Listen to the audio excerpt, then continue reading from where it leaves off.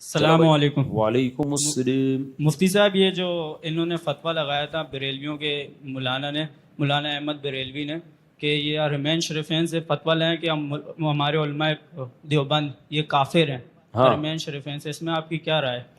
دیکھو، احمد رضا خان بریلوی صاحب نے علماء حرمین کو خط لکھا تھا علماء دیوبند کے عقیدوں کو غلط اس میں ثابت کرنے کے لیے، تو پھر علماء دیوبند نے المحند علی المفند لکھی، حرمین کے علماء کے پاس بھیجی، تو اس پہ ان سب علماء نے کہا کہ ٹھیک ہیں یہ عقیدے۔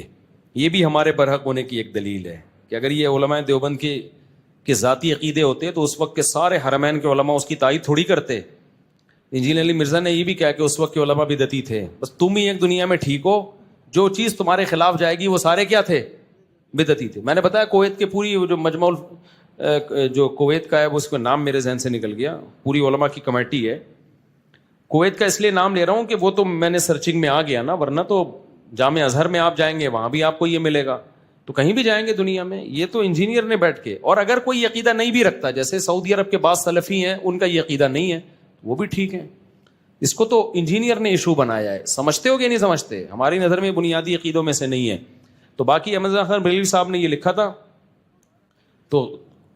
تو پھر المحند علی المفند انہوں نے جواب لکھیا اور اس کی علماء حرمین نے تائید کی تھی۔ تو انجینئر علی مرزا پتہ ہے کیا ڈرامے کرتا ہے کہ ایک نے ان کے خلاف لکھا، انہوں نے ان کے خلاف لکھا، دونوں مولوی لڑ رہے ہیں آپس میں، تو تم بھی تو لڑ ہی رہے ہو، تم دونوں سے لڑ رہے ہو، تم نے لڑائی ختم تھوڑی کی ہے۔ یا تو آپ چپ رہتے، جیسے ہم نے یہ واقعہ ہوا تو اب چپ ہے نا ہم، اب یہ تھوڑی ہم ہر تھوڑے دن میں اس واقعے کو اچھالیں گے کہ احمد رضا خان بریلوی صاحب نے یہ کیا۔ بھائی جو کرنا تھا اس کا جواب ہو گیا، یہ قصہ کیا ہو گیا؟ ختم۔ اب وہ لڑائی کیا ہو گئی؟ ختم۔ اب اس کو جو اٹھا رہا ہے وہ غلط کر رہا ہے۔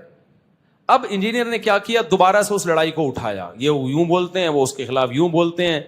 یا تو آپ لڑائی کو ختم کرنے کا طریقہ ہے ٹاپک ختم کر دو، اور اگر آپ نے ٹاپک ختم نہیں کرنا تو پھر یہ نہ بولو دونوں لڑ رہے لہذا دونوں غلط ہیں، پھر آپ تحقیق کر کے بتاؤ کہ ان میں صحیح کون تھا اور غلط کون تھا۔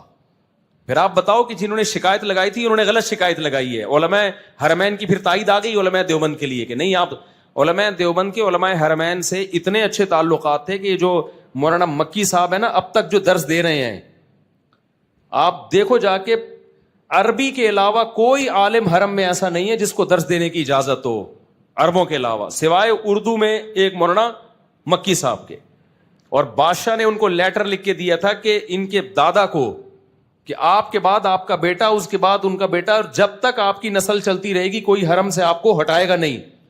لیکن اب بدقسمتی کہہ لو کہ مولانا مکی صاحب کا کوئی بیٹا ہے نہیں، تو یہ تو علماء سے تعلقات کی بیس پہ ان کو یہاں پروٹوکول ملا تھا۔ تو ہمارے بہت سارے، یہ اس وقت سعودیہ سے ہمارے تعلقات تھے اکابر کے جب سعودی عرب میں قحط تھا، بھوک تھی، جب دولت آ گئی، ریل پہ لا گئی، مدینہ یونیورسٹی بنی، تو بادشاہ نے ہمارے علماء دیوبند سے رابطہ کیا کہ مدینہ یونیورسٹی میں آپ کے حوالے کرنا چاہتا ہوں، آپ لوگ اس کو سنبھالو۔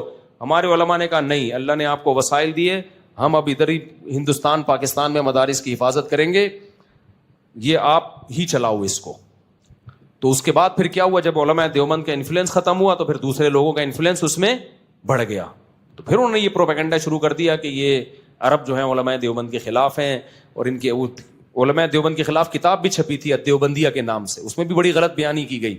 جب وہ کتاب چھپی ہے اس میں سعودیہ کے علماء کے دستخط تھے کہ علماء دیوبند کے عقائد غلط ہیں، پھر یہاں جامعہ فاروقیہ کے ایک عالم نے اس کا جواب لکھا، جب وہ جواب سعودی عرب گیا ہے تو اب وہ دیوبندیہ چھپنا بند ہو گئی ہے، اب وہ بین ہو گئی سعودی عرب میں۔ سمجھتے ہو کہ نہیں سمجھتے؟ تو پروپیگنڈا پہلے بھی ہوا تھا، اور عرب علماء کے سامنے بہت پروپیگنڈا ہوتا ہے۔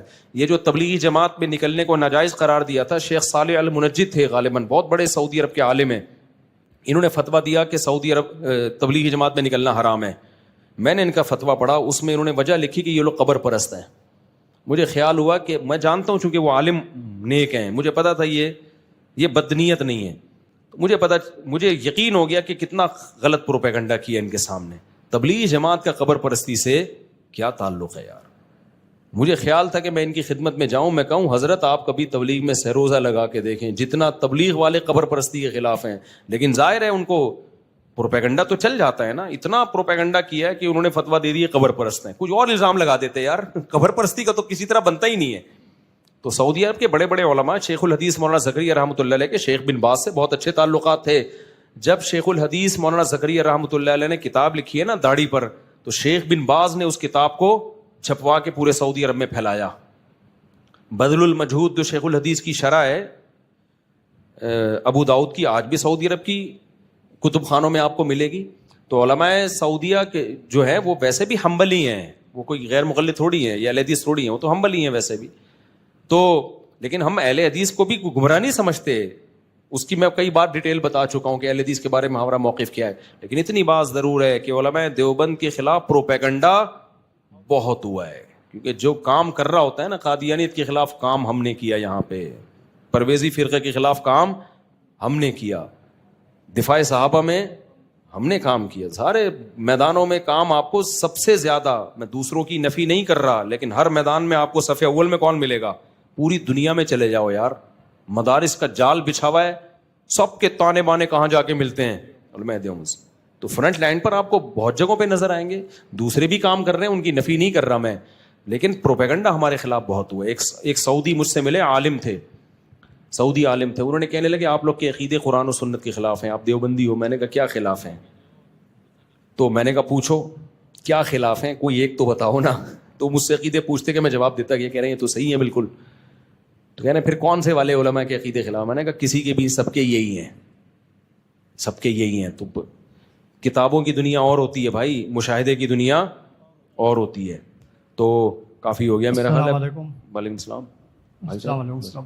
آپ سے ایک سوال پوچھنا ہے کہ یہ اسٹیٹ لائف جو کمپنی ہے نا, انشورنس کمپنی, اس نے نکالا ایک تکافل, اور وہ اپنا کلپ دکھاتے ہیں کہ مفتی تقی عثمانی صاحب نے اس کی تائید کری ہے. تکافل میں بتا دیتا ہوں, سوری آپ کا سوال میں ادھورا چھوڑ رہا ہوں کیونکہ مجھے سوال کا پتہ ہے اور جلدی بھی ہے, بھوک بہت سخت لگ رہی ہے. رفیع بھائی نے پائے بھیجے ہوئے ہیں, تو وہ ڈوبنے کا دل کر رہا ہے اس پائے میں تیرنے کا. تو وہ یہ ہے کہ تکافل حضرت مفتی تقی عثمانی صاحب جائز سمجھتے ہیں, دارالعلوم کے تمام علماء جائز سمجھتے ہیں, جامع الرشید میں کچھ جائز کہتے ہیں, لیکن مجھے ذاتی طور پر اس پر اطمینان نہیں ہے. جامع الرشید میں مفتی حسین خلیل خیل صاحب جو مجھ سے بھی سینئر مفتی ہیں, ان کو بھی اطمینان نہیں ہے. جامع الرشید کے سب سے سینئر مفتی ہیں مفتی محمد صاحب, انہوں نے بھی ابھی تک اس کے جائز ہونے کا فتویٰ نہیں دیا. تو اشکالات ہیں ہمیں کچھ اس پہ. تو اس لیے اب ایک عامی آدمی کیا کرے؟ عامی کے پاس ایسے موقع پہ جب علماء کا اختلاف ہوتا ہے, دو راستے ہوتے ہیں. ایک احتیاط والا راستہ کہ بھائی چھوڑ دو جس چیز میں شک ہے, اور ایک گنجائش والا راستہ. گنجائش یہ کہ مفتی تقی صاحب اس فیلڈ کے بہت بڑے ماہر ہیں, تو میں ان کے فتوے پر عمل کر رہا ہوں. عامی آدمی کے پاس اب اس کے علاوہ کوئی آپشن نہیں. تو گنجائش ایک عامی شخص کے لیے کہ بھائی مفتی تقی صاحب اس فیلڈ کے ماہر ہیں, پرہیزگار بھی ہیں, عالم ہیں, تو ان کا فتویٰ ہے, میں اس فتوے پر عمل کر رہا ہوں. عامی آدمی اور احتیاط پر عمل کرنا ہے تو بھائی مفتی محمد صاحب کے فتوے پر عمل کر رہو, وہ ابھی تک اس کو جائز انہوں نے قرار نہیں دیا, اور ہمیں بھی ذاتی طور پر کچھ اشکالات ہیں. لیکن یہ عام انشورنس سے بہرحال بہتر ہے, وہ تو خالصتاً حرام ہے نا جو عام انشورنس ہے.